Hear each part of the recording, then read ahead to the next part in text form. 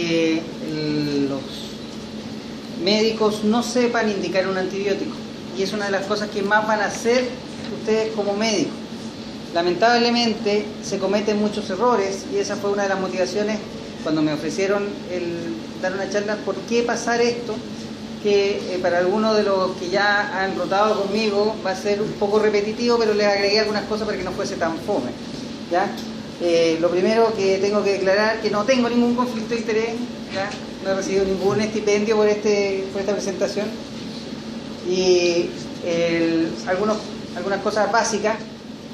El tema de la resistencia a los antibióticos es un tema global, es una preocupación mundial.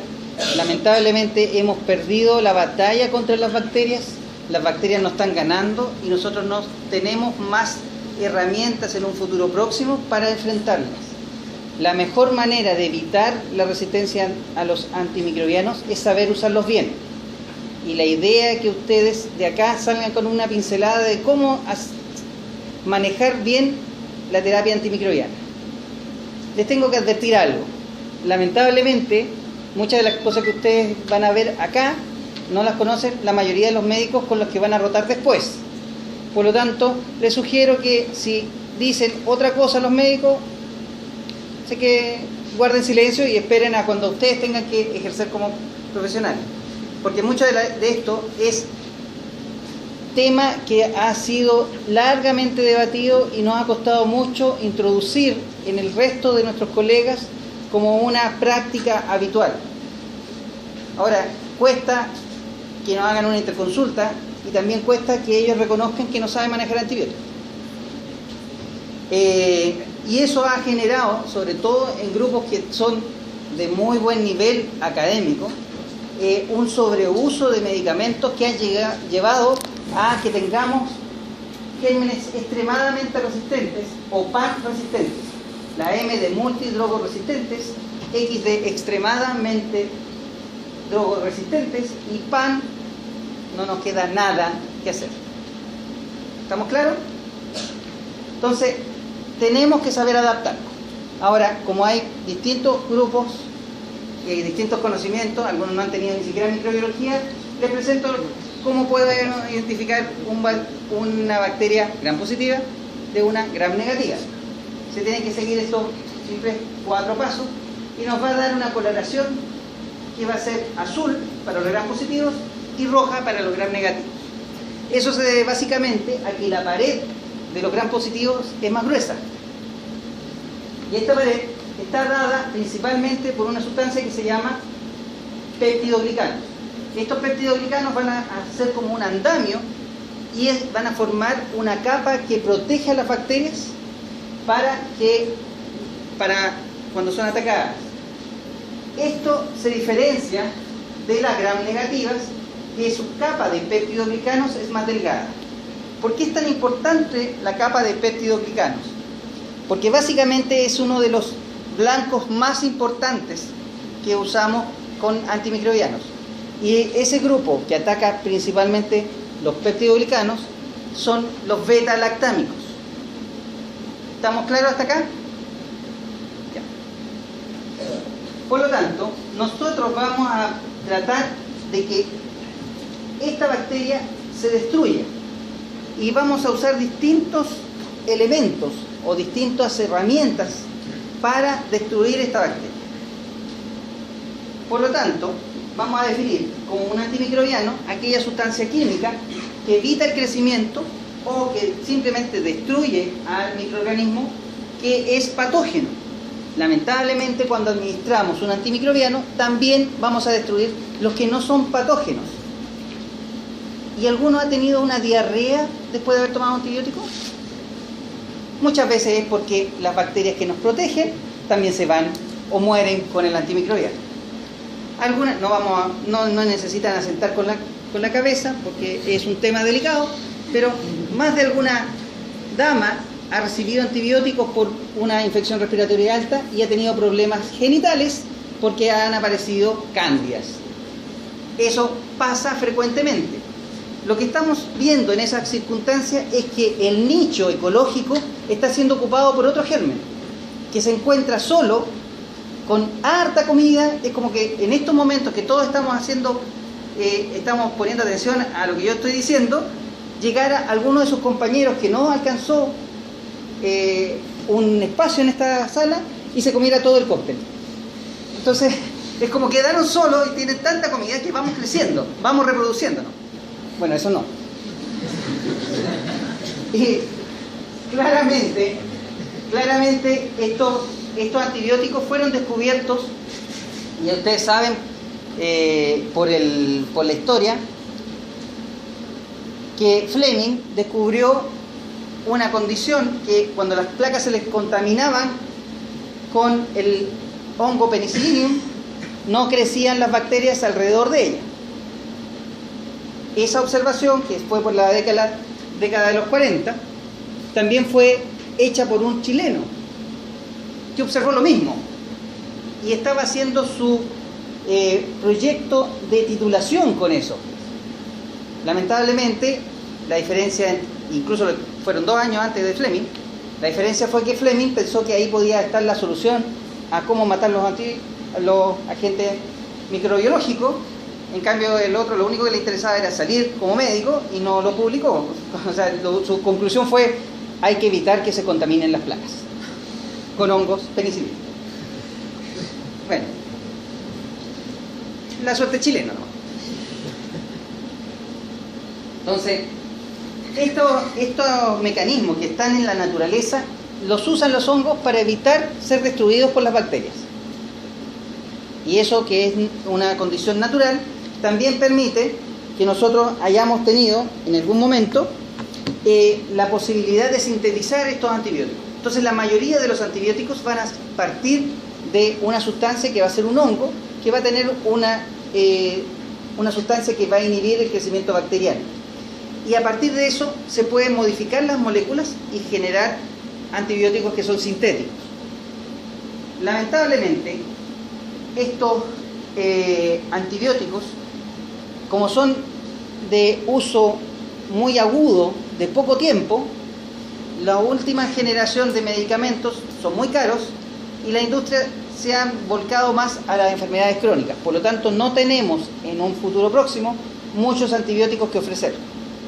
Y esa es la razón por la que tenemos que aprender a usarlos bien. Unos van a ser bactericidas, que van a destruir la bacteria, y otros van a ser bacteriostáticos. Lo que hacen en el fondo es inhibir el crecimiento de estas bacterias, ya sea porque alteran su mecanismo de proliferación o algunas sustancias que necesitan para crecer, como por ejemplo el ácido fólico. ¿Ya? Y de esa manera, al evitar el crecimiento, el organismo genera un ataque por nuestro propio sistema inmune y lo eliminan finalmente.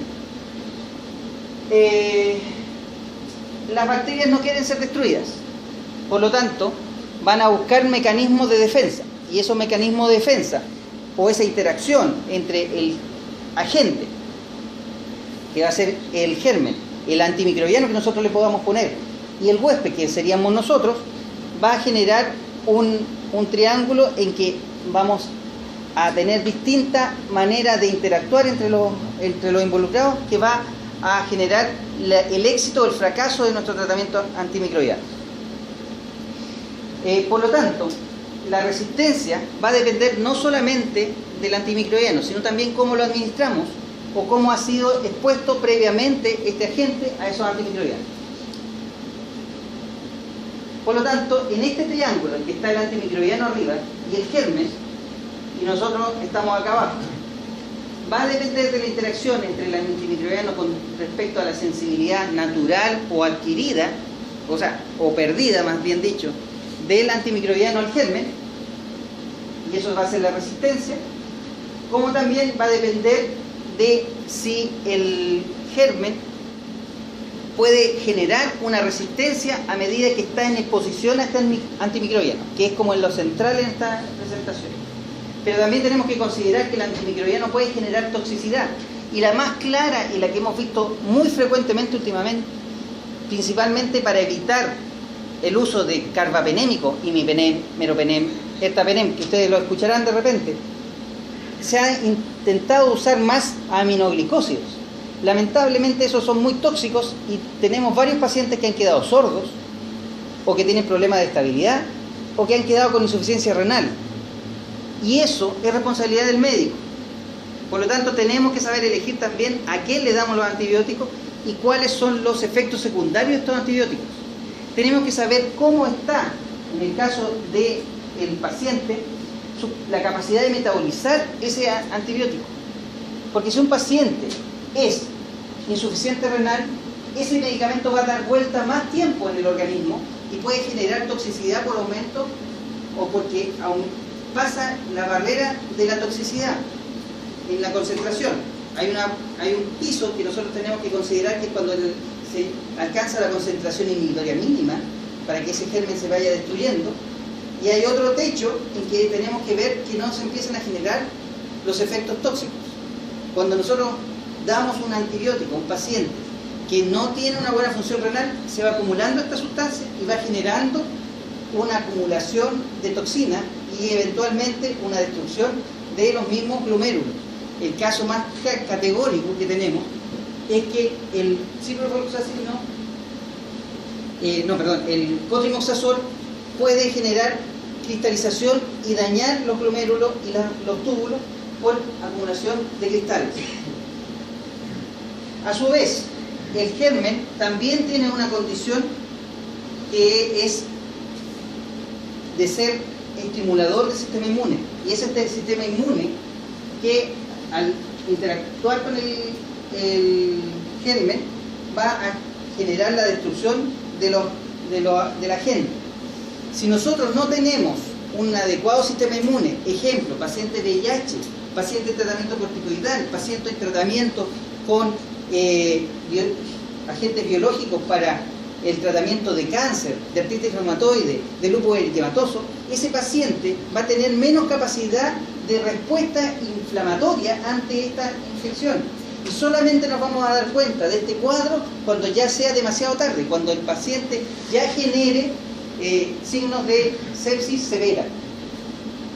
Por lo tanto, para simplificarlo, si nosotros vemos en el lado del agente con el antibiótico, depende también de qué tan capaz es el agente de generar enfermedad.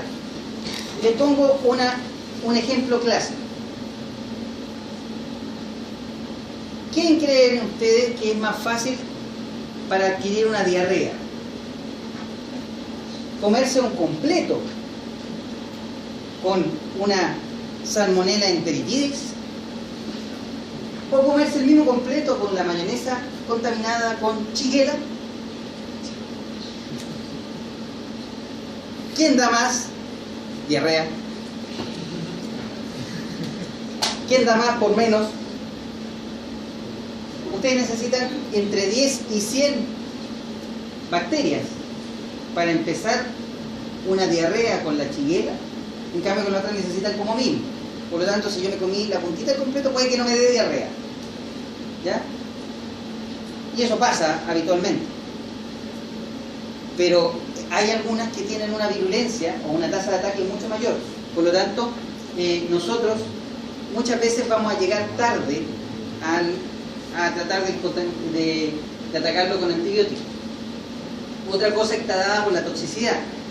Hay muchas bacterias que generan toxinas y su virulencia depende de las toxinas. Lo estábamos viendo con algunos alumnos ahora y que yo se los comenté. El estreptococo beta hemolítico grupo A no le dicen la bacteria asesina solamente porque se ganó una mala fama, porque algunos se murieron, sino porque en realidad la toxina es muy tóxica y genera shock tóxico si nosotros no lo atacamos a tiempo. Entonces la idea es que ustedes sepan manejar bien los antibióticos para evitar estas cosas. Otro tema que me interesa es que ustedes sepan que los agentes biológicos, las bacterias, tratan de protegerse del ambiente y tratan de protegerse también de un ataque con antibióticos. Y forman películas. Y más de alguna se habrá resbalado el primer día que va a una piscina que no ha sido bien clorada, y ustedes se resbalan y sienten algo medio mucoso en el fondo de la piscina. ¿Ah? Nadie le hace asco porque están bañando. Nadie dice, no me voy a bañar en esta piscina porque tiene pseudomonas. Nadie piensa en eso. Pero les apuesto que si nosotros tomamos un cultivo, encontramos pseudomonas. Y esas pseudomonas están formando una película que se llama biofilm. Eso ataca también los catéteres venosos, los catéteres urinarios, las válvulas protésicas, los huesos. Y eso genera una como verdadera colonia de bacterias que evita ser atacada formando esta película, esta biopelícula. Y la mayoría de ustedes habrá visto una úlcera venosa, ¿no es cierto? Algún paciente en sala, que son generalmente los que ven hospitalizados con pie diabético, y van a ver una película media amarillenta arriba, y le dicen esfacelo. Ese esfacelo es una capa enorme de biopelícula. Las bacterias viven ahí. No necesariamente está infectada, y lo que es peor, no necesariamente se van a morir si yo les doy antibióticos, porque precisamente el biofilm es para protegerlas. Por lo tanto, la capacidad que tenga la bacteria de adherirse a la superficie también es una manera de defensa, y va a ser las que más van a sobrevivir, van a ser las más capaces. Por lo tanto, estamos adquiriendo o generando bacterias muy resistentes y con capacidades que son insospechadas, incluso de estar metidas en nuestro hospital, en los lavamanos, en los lavatorios, en los dispensadores los mismos dispensadores de jabón. Con decirle, ¿ustedes se acuerdan que hace unos meses cerraron prácticamente una fábrica porque estaba contaminada con Serratia? ¿Se acuerdan? El Difenfarma. Lo pasaron por la televisión, o sea, fue casi cadena nacional, que dijeron, lamentablemente tenemos que suspender la distribución justo antes de la licitación. Eso fue raro, pero pasó. Justo antes de la licitación apareció esto y tenían contaminado con Serratia. La Serratia vivió y vivía meses en un alcohol gel. En el mismo alcohol gel que se supone, en la clorexidina. La clorexidina esa que se usa para desinfectar la superficie antes de la cirugía, vivía ahí, y por eso se dieron cuenta, porque empezaron a tener muchas infecciones del sitio quirúrgico. Entonces, si los agentes biológicos son capaces de sobrevivir a lo que nosotros les ponemos para matarlo, créanme que es preferible saber cómo atacarlo y convivir con ellos y evitar tanto antibiótico.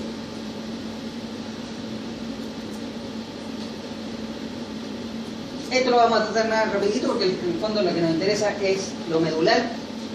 Depende de qué infección yo estoy atacando, lo que tengo que ver si es bacteriostático o bactericida. Por ejemplo, si es una bacteria que está dando vuelta en el torrente sanguíneo, necesito matarla luego, por lo tanto necesito un bactericida. Muy bien, están poniendo atención.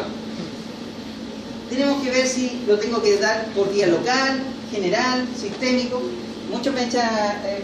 Muchos saben que yo me dedico al pie diabético en gran parte de mi quehacer, y hay muchos que son detractores de lo que yo hago, pero yo prefiero darle una crema con antibiótico antes de darle un antibiótico por vía sistémica.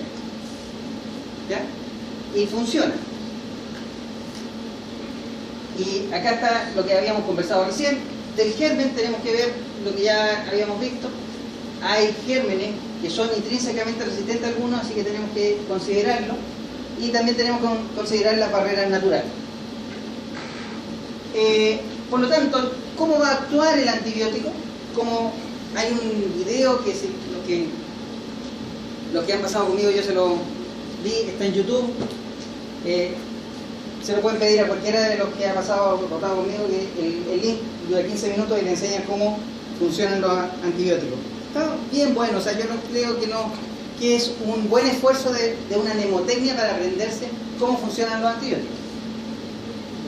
Pero básicamente lo que nos vamos a tener es una inhibición de la síntesis de la pared celular, tenemos una inhibición de las funciones de la membrana celular, tenemos una inhibición de las síntesis celulares. Por lo tanto, acá ustedes van a ver que en esto las proteínas, cuando inhibimos las proteínas celulares, generalmente van a ser bacteriostáticos o bactericidas.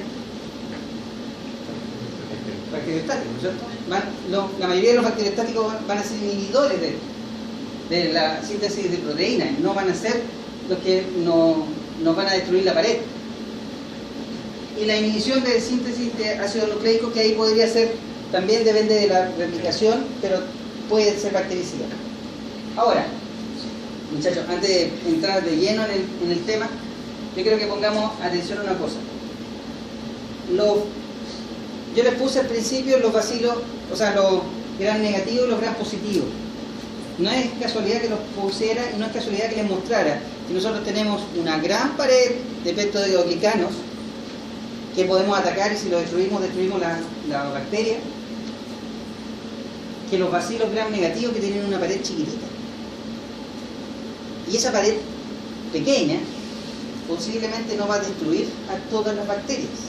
Por lo tanto, los beta-lactámicos tienen menos potencia sobre eso y tienen una gama de mecanismos de defensa que puede evitar que nuestra intención de matarlo resulte.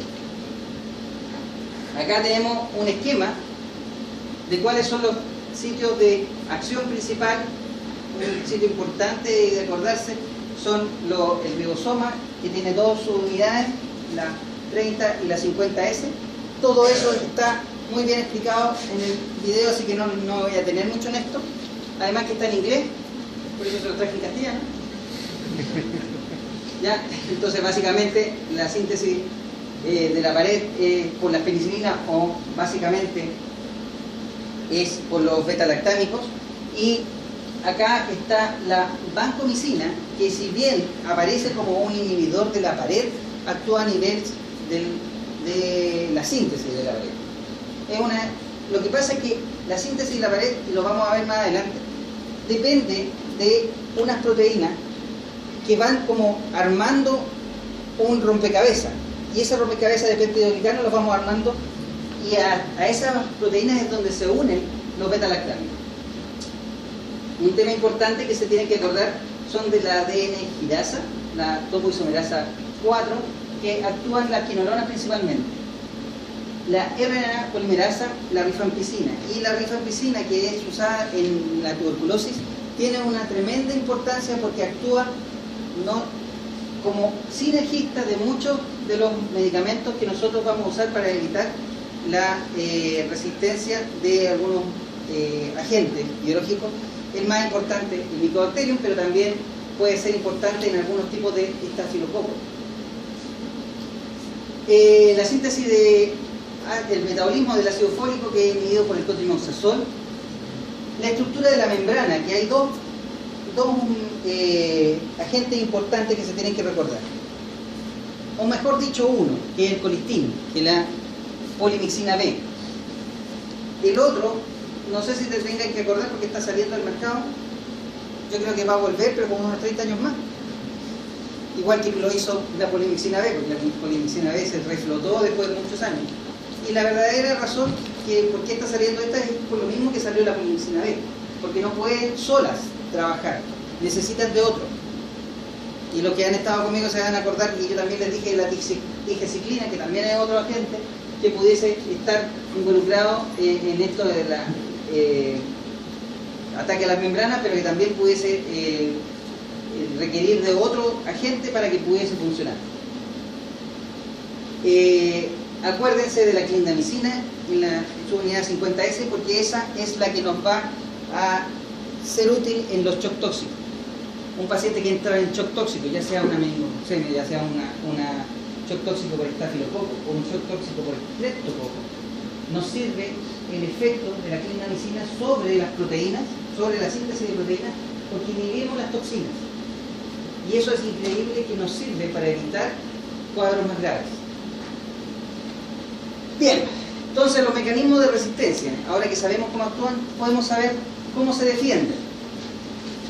Tenemos básicamente cambios en la permeabilidad, y los cambios en la permeabilidad, la bacteria va a usar un cierre de polinas, que son estructuras que están involucradas en la entrada de los antibióticos a las bacterias. Hay otras estructuras que sacan el antibiótico, pero que estaban hechas obviamente para sacar las toxinas. Lo que pasa es que es tóxico el antibiótico para ellas, entonces la tratan de sacar.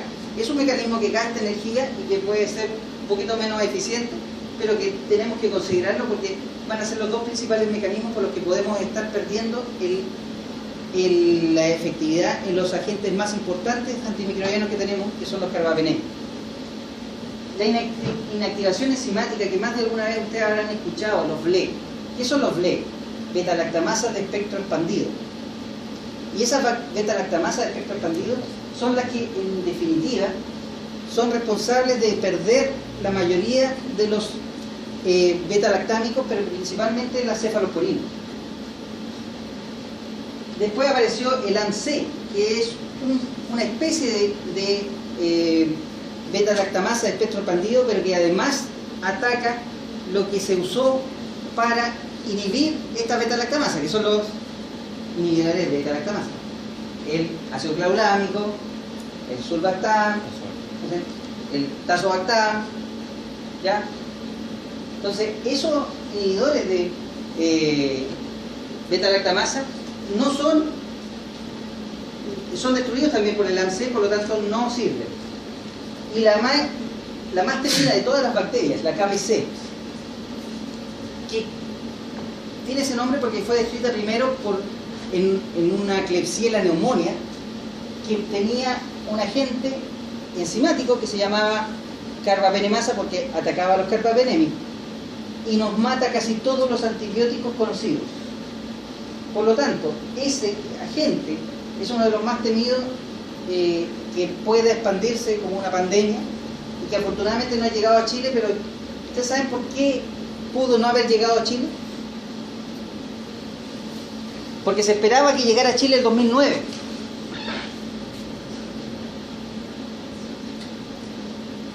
¿Por qué creen ustedes que no llegó a Chile? Siendo que llegó a Brasil, llegó a Argentina. Tenemos pacientes precisamente que llegaron de Argentina acá. Y los únicos pacientes que teníamos, salvo uno que es autóctono, que no sabemos cómo llegó, venían de viajes del extranjero o se contagiaron por otras personas que venían del extranjero. ¿Ustedes saben por qué o no? ¿Por qué se piensa o por qué creemos que no llegó a afectar a Chile como debería haber afectado, como venía en la progresión? Gracias al H1N1. El H1N1, al igual como fue el cólera en su tiempo con la fiebre tifoidea y la hepatitis A, generó una costumbre de lavarse las manos con alcohol gel, de lavarse las manos cada vez que tocábamos a los pacientes, de usar mascarilla, y eso interrumpió el ciclo de contagio. Por lo tanto, cuando debería haber aparecido acá, no apareció. Y después, cuando ya la gente se empezó a enterar, o las sociedades científicas empezaron a ver el riesgo del KPC, se instauraron más estrictos controles de aislamiento, lo que redundó en que prácticamente no tenemos KPC en Chile. Y siempre lo estamos buscando. Por lo tanto, ahí ustedes se empiezan a dar cuenta de que uno de los mecanismos más importantes para evitar las infecciones es el lavado de manos, ¿ya? Y no tanto el uso de antibióticos. Otro mecanismo de resistencia es alterar los receptores, o sea, se altera el blanco, se altera a dónde tiene que ir destinado este antibiótico. Si yo cambio la forma de ese antibiótico, del receptor o de donde tengo que actuar, si ya no es igual como tendría que ser, eso hace que el antibiótico deje de actuar. Es como una llave a una cerradura. Y acá mis alumnos siempre me escuchan decir lo mismo. ¿Qué va a ser más fácil? Y este concepto quiero que se acuerden. ¿Qué va a ser más fácil? Y si yo tengo dos copiadores de llave, las llaves, imagínense ustedes, que son las bacterias, el ADN de las bacterias. Si yo tengo dos copiadores de llave y a uno le digo, quiero que me hagas 10 llaves en un minuto, y al otro le digo, hazme una llave en un minuto, ¿cuál va a cometer más errores? El que tiene más 10 llaves. Por lo tanto, atacar fuerte, atacar firme, rápido, al principio, es lo que permite evitar esta replicación desatada de bacterias. Y cuando se están replicando a tal velocidad, generan cambios o mutaciones en la conformación de sus proteínas que pueden generar cambios esterométricos que no hacen que no calcen bien los antibióticos con el sitio blanco. Por lo tanto, ese mecanismo de acción se tienen que acordar. Ahora, también está que pueden generar en su evolución, porque también evolucionan. Piensen ustedes que vienen evolucionando desde antes que nosotros pisáramos la Tierra, o sea, ellos son los primeros seres vivos de nuestro planeta. Y pueden alterar y generar nuevas vías metabólicas para cambiar eso. Pueden alterar enzimas. O pueden combinar todos los mecanismos, y es lo más frecuente que pase. Pero nos vamos a centrar acá. Cierre de porinas, bomba de flujo, inactivación enzimática con estos tres mecanismos y alteración del blanco o target. Casi todos los mecanismos de resistencia los podríamos aplicar, o casi todos los antibiogramas ustedes los podrían ver y decir qué tiene. O si no, que me deje de mentiroso alguno de mis alumnos que en una semana pudieron aprender esto. Por lo tanto, tenemos esta bomba de flujo que entra el antibiótico y lo sacan inmediatamente. Podemos generar impermeabilización o cerrar las porinas, que es un concepto de cierre de porinas, que significa que los poros por donde tienen que entrar los antibióticos van disminuyendo, porque la bacteria se adapta disminuyendo la cantidad de poros por los que tiene que pasar el antibiótico, y de esa manera evitan que el antibiótico entre. Pueden alterar los sitios blancos, pero ojo, esto, acuérdense, el plasmidio no está ahí porque sí, alguien se lo prestó. Esta es una foto de New England del año 2010, ustedes lo pueden buscar, pero lo importante es que de esta foto es que uno ve que los mecanismos pueden ser compartidos. Por ejemplo, las bombas de flujo no solamente afectan a los carbapenémicos, sino también están afectando a las quinolonas y a los aminoglicósidos. ¿Y qué puede pasar?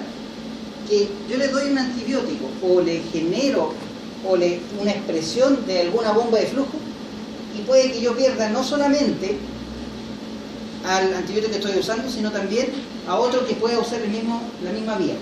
Y eso le pasa con el ciprofloxacino. El ciprofloxacino, que fue muy bueno en su tiempo, porque potencialmente no iba a tener tanta resistencia, porque actuaba a nivel de la ADN girasa, y nosotros decíamos, ah, no, con eso, ese mecanismo de resistencia, ¿cuándo lo va a dejar de tener la bacteria? Mentira. Empezaron a mutar al tiro, entonces se vio que muchas veces cuando nosotros empezamos a hacer ciprofloxacino fracasábamos. Entonces ahora se ve que es preferible un antibiótico de salida y no de inicio de tratamiento. Pero muchas veces estábamos viendo resistencia, que a un paciente que solamente le habíamos dado ciprofloxacino estaba llegando con resistencia intermedia a imipenem, o con resistencia intermedia a meropenem. ¿Por qué? Porque estábamos estimulando la bomba de flujo, entonces estábamos sacando también el meropenem, porque la bomba de flujo es la misma. Y si ustedes saben por qué aparecieron tantas resistencias, y a veces tenemos pacientes que nunca han tomado antibiótico en su vida y tienen una ble en la orina, bueno, se la pegó alguien de la familia, también es una posibilidad. Pero una de las cosas más, una de las razones más posibles es que la estamos comiendo. La estamos comiendo en los pollos, la estamos comiendo en los cerdos, la estamos comiendo en las carnes, porque la usan los veterinarios para evitar las infecciones en sus animales. Y usan quinolona para evitar eso. Y muchas veces cuando comemos estas carnes no bien cocidas, y de repente aparecen los sushi también, ¿ya? Podemos adquirir estas bacterias que van a quedar dormidas ahí. Van a esperar que nosotros lleguemos con un antibiótico a matar al resto de sus enemigos, y ellas van a surgir muy firmes y nos van a generar una enfermedad. En este caso se bypassea un mecanismo de defensa, o una vía, generando una nueva vía enzimática. Por lo tanto, acuérdense de que los gram positivos tienen una pared muy gruesa y la otra es muy, muy delgada.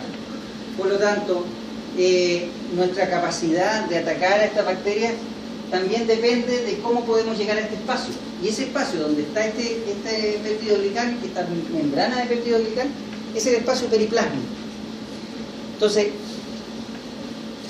vamos a hablar primero del cierre de colinas. Estas colinas, que son las que están acá